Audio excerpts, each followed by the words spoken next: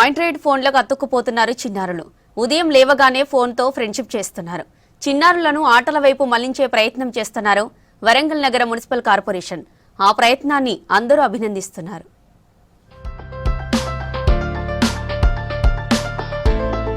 శరీరానికి సంపూర్ణ ఆరోగ్యం అందించే వ్యాయామం, చిన్ననాటి ఆటలు అన్నీ కరుమరుగయ్యాయి. సెల్ ఫోన్ మోజులో పడి చిన్నారుల నుంచి వృద్ధుల వరకు అనేక ఆరోగ్య సమస్యలు కొని తెచ్చుకుంటున్నారు.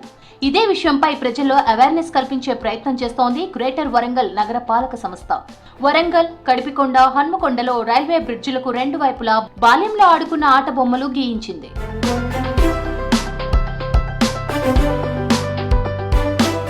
రైల్వే బ్రిడ్జ్ గోడలపై వేసిన బొమ్మల్లో సైకిల్ టైర్లతో స్నేహితులతో కలిసి ఆడిన ఆటలు, అమ్మ మమకారం, మట్టి కుండలో వంట, ఇసుర్రాయితో పప్పు విసరడం, చిర్రగోనె, తొక్కుడు బిల్ల, గోలీ వంటివి ఉన్నాయి. గోడలపైన బొమ్మలు అటువైపు వెళ్తున్న వారిని ఆకట్టుకోవడంతో పాటు ఆలోచింపజేస్తున్నాయి. చిర్రగోనగా మేము ఆడేది టైర్లో ఆట చిన్నప్పటిది మాది జ్ఞాపకం వస్తుంది. ఒక గులేరు, మన పోతే పతంగిలే చిన్నప్పుడు పతంగిలే మాది. మళ్ళీ అందులో మాకు ఫుట్బాల్ గిట్బాల్ బాగానే ఆడేది. అప్పుడు ఈ క్రికెట్ కూడా బాగానే ఉన్నది. ఇప్పుడు పిల్లలు ఏం చేస్తారంటే సెల్ ఫోన్ బట్టి ఆడుతాను, వీటిని పట్టించుకుంటారు పిల్లలు. గోడల మీద ఉన్నాయని చూస్తుంటే మాకు ఇప్పుడు బాగా అనిపిస్తుంది. మాకు చిన్నప్పుడు జ్ఞాపకాలు వస్తాయి. మాకు బొమ్మలు చూస్తుంటే చిన్ననాటి రోజులు గుర్తుకొస్తున్నాయంటున్నారు వాహనదారులు. చిన్నపిల్లలకు పేరెంట్స్ సెల్ ఫోన్ ఇవ్వొద్దని చెప్తున్నారు.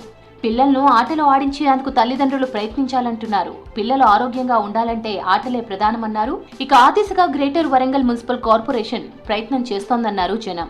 గ్రేటర్ వరంగల్ మున్సిపల్ కార్పొరేషన్ వాళ్ళు ఏవైతే బ్రిడ్జికి వేసినటువంటి సాంప్రదాయ ఆటలు ఉన్నాయో వాటిని చూస్తుంటే మాకు కూడా, మేము గ్రామీణ ప్రాంతం నుంచి వచ్చిన వాళ్ళం, చిన్నప్పుడు మేము ఆడిన ఆటలు ఆ సందర్భాలు గుర్తొస్తున్నాయి.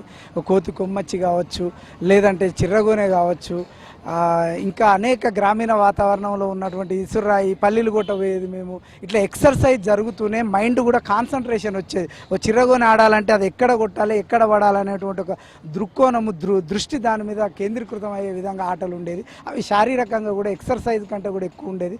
దానివల్ల ఫిట్నెస్ అనేది ఎక్కువ వచ్చింది. కానీ ఈనాడు ఇప్పుడు పెరుగుతున్నటువంటి జనరేషన్కు సాంప్రదాయ ఆటలు అనేటి కనీసం వాటి పేర్లు తెలియని పరిస్థితి ఉన్నది. పెద్దవాళ్లు కూడా ఆటలు, వ్యాయామం మర్చిపోయారంటున్నారు విద్యావేత్తలు. ఆటల వల్ల ఆరోగ్యంతో పాటు మానసిక ప్రశాంతత లభిస్తుందని చెప్తున్నారు. స్థానిక మున్సిపల్ కార్పొరేషన్ చేస్తున్న ప్రయత్నంతో మార్పు రావాలంటున్నారు జనం.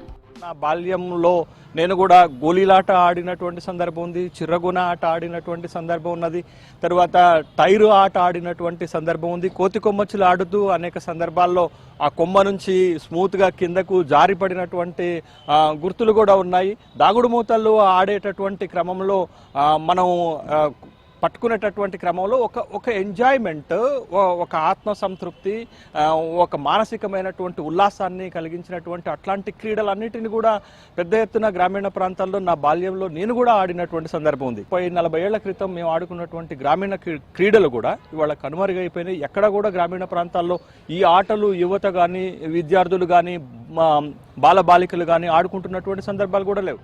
చిన్నారులకు చదువుతో పాటు ఆటలు నేర్పించేందుకు తల్లిదండ్రులు ప్రయత్నించాలంటున్నారు. సెల్ ఫోన్లకు దూరంగా ఉంచాలంటున్నారు జనం.